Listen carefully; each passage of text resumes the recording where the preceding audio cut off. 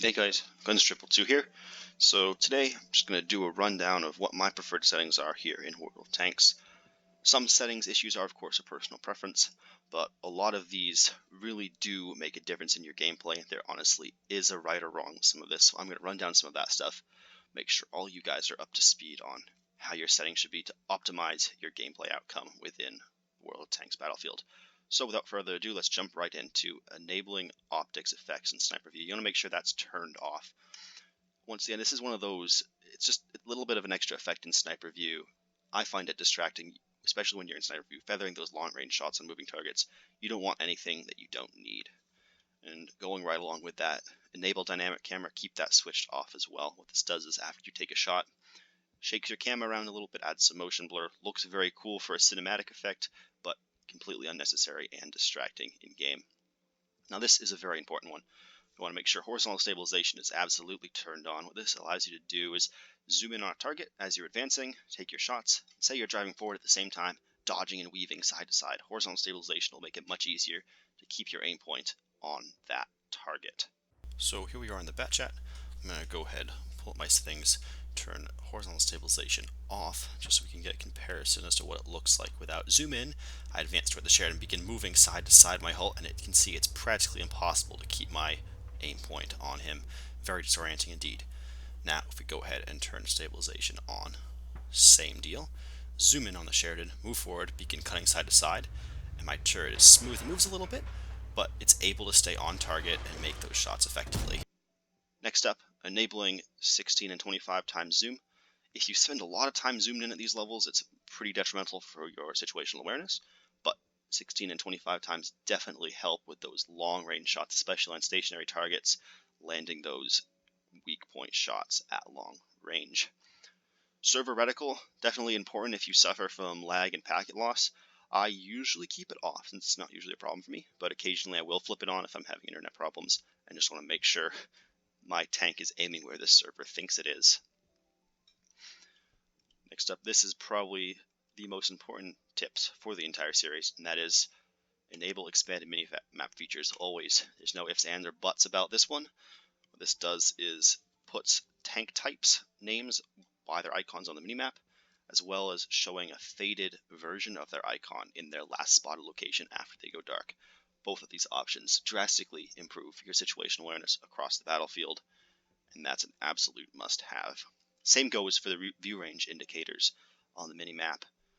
Each one of these circles has a unique aspect to themselves, and they're very, very important, especially in your scout and medium tanks for moving around the map undetected. Here I am in the Progetto, disengaging from a flank, using that 445 meter view range circle to make sure that I'm staying at least 445 meters away from the unspotted heavies in the middle. If I were to be closer to them, I would risk being detected while crossing out here in the open. Next up, switching over to the graphics. As you can see, pretty low graphics settings for me. I do run on kind of a potato laptop, unfortunately, but there are a couple of things you should do regardless of how good your computer is. That is, keep foliage transparency turned on. This lets you, as you pull up to a bush, you see it'll go transparent, and as you pull back, it'll go solid again. This lets you know when you're far enough away to shoot without giving up your camo values. If you don't know what I'm talking about with this, do stay tuned. I'll hopefully be making an entire series on bush mechanics soon. Also, grass and Sniper View, go ahead and make that turned off. Going along with what I was talking about before, of just really reducing as much distraction as possible whilst you're in Sniper View. For sound, this one's a little bit more subtle, but you can see I have every one of my sound settings turned down to 30-40%, except for effects, and then I turn the master volume up to compensate for that. What this does is allow effects such as breaking stone walls, trees falling down, tanks driving over rubble, things of this nature, to be very loud. So that way, if I'm behind a building, I haven't spotted a tank yet, he's not within proxy distance, but he's knocking down stone walls and stuff, I can hear him coming, so I can swivel my gun, get targeted onto the location where he's going to pop out before I even see him. Once again, a little bit subtle, not going to help you every game, but definitely can make the difference between a win or a loss. Some of those close endgame encounters, particularly on city maps. So to demonstrate this, here we are in the bat chat on Himmelsdorf. Got my buddy in the Sheridan. He's not told me what he's going to do. He'll be coming around this building from either my left or my right. And I'm just going to be quiet, so hopefully you guys can hear him breaking stuff as I did in game. I'm not sure if you caught that, but just a fraction of a second before he popped up, I heard stuff breaking, which gave me that fraction of a second to get my turret turning on target. Not a whole lot of time, but just enough to make sure you're not facing that wrong direction. Might give you that first shot advantage every now and then. We're going to go ahead and pull the same exercise again. Sheridan's disengaging. I don't know which way he's going to come from. Just going to hang tight and listen.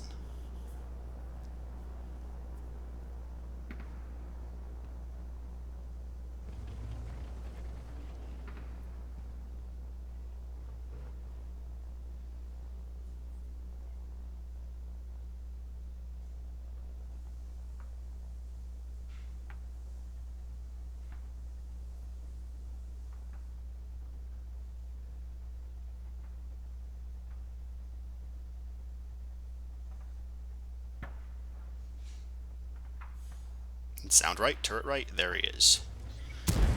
Now, aiming. For your indicator, there really is only one correct option, and that's diagonal. That's simply because of this vertical hash up at the top. And let's actually take a look at why that's so important right here. It's combined with your battle notifications. So with battle notifications, always want to have advanced on, and then when you see this white line here, those thin white lines, if you get shot by a tank that's unspotted, you can line this thin white line up with vertical hash right here, and you can blind fire that enemy tank. You can put shots into them even if they're unspotted.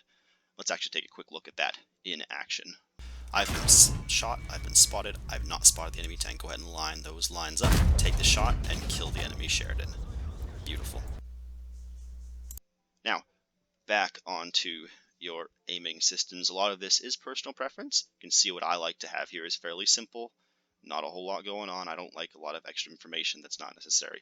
But especially for new players, and I, even after 30-odd thousand games, still have it turned on, so I keep the armor penetration indicator on. If you don't have a perfect knowledge of your tank armor layouts, this can be helpful in judging whether or not a shot will penetrate or not. Jumping on over to our marker, one very, very important aspect is you always want to have hit points left out of total. What this does is you see the numerical hit point value rather than a percentage. Lets you judge, okay, how many shots will it take to kill this guy? How many shots can my teammate take? Maybe I should pull up and take a shot for him. And it also lets you see the total hit points of the vehicle. Most tanks in the game, when they have their stock turrets, for example, have less HP. And knowing that a tank is a stock turret could mean you could penetrate that turret more easily. Maybe they have less view range, reduced DPM. Could definitely impact how you play that game. I like to keep these kind of minimalistic. In random battles, I don't have a need for a player name. Sometimes in a strongholds or a clan match, I'd flip those on if people are calling out target prioritization based on name, but for randoms, no need for that. Now, battle notifications, as we talked about, very important to switch these onto advanced so that you can line up those blind shots. Battle events, I like to know what's going on with my spotting, with my damage received, with my damage put out, so I have a lot of these turned on. I don't play artillery, so I don't care about the stun ones. I've switched off a couple of these less necessary ones, just to, again, avoid distraction on screen. But having a lot of these turned on does help your situational awareness once you get used to it. Same goes for the log. Important to know what damage you've put out, what you've blocked, what you've put out for your assistance, especially if you're trying to complete those missions, let you know you're playing your scouts right. Hope you guys have enjoyed today's video. As always, if you liked what you saw, feel free to leave a like or a sub to the channel. It's always much appreciated. Good luck, and I'll catch you on the next one.